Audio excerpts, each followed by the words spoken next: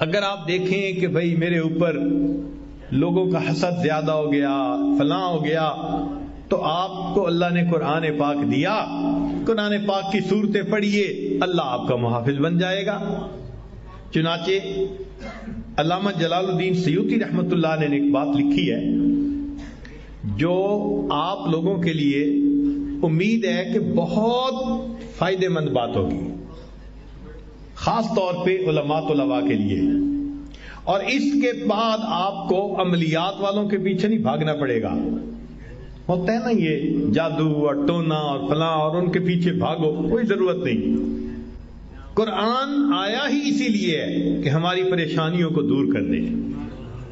چنانچہ علامہ جلال الدین سیوطی رحمۃ اللہ فرماتے ہیں الفاتحۃ تمنع غضب الرب، کہ سورہ فاتحہ کی جو کثرت سے تلاوت کرتا ہے اللہ کے غصے سے اس کو حفاظت ہو جاتی ہے۔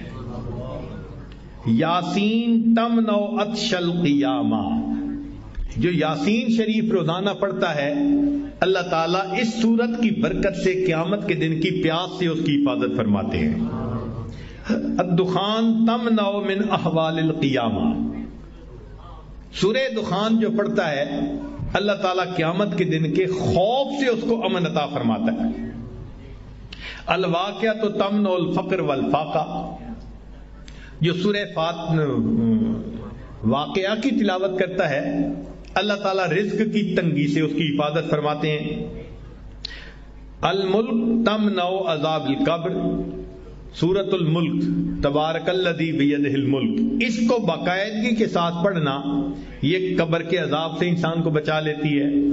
الکوثر تمنع خصومۃ الخصماء، سورہ کوثر کی جو کثرت کرے تو جو جھگڑا کرنے والے اس کے دشمن ہیں اللہ ان دشمنوں کی دشمنی سے محفوظ فرما لیتے ہیں۔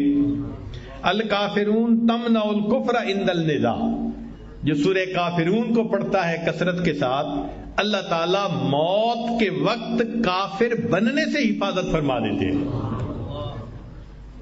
الاخلاص تمنع النفاق، جو سورہ اخلاص کی تلاوت کرتا ہے اللہ تعالیٰ اس کو نفاق سے بری فرما دیتے ہیں۔ الفلق تمنع حسد الحاسدین، سورہ فلق کی تلاوت زیادہ کرے گا تو اللہ حاسدوں کے حسد سے بچائیں گے۔ والناس تمنع الوساوس، اور جو انسان سورۃ الناس کی کثرت کرتا ہے اللہ شیطان کے وساوس سے اس کی حفاظت فرماتا ہے۔ اب اللہ کے حبیب صلی اللہ علیہ وسلم نے ہمیں یہ باتیں بتا دی تو ہمیں کس بات کی پریشانی؟ کوئی حسد کرتا ہے، کوئی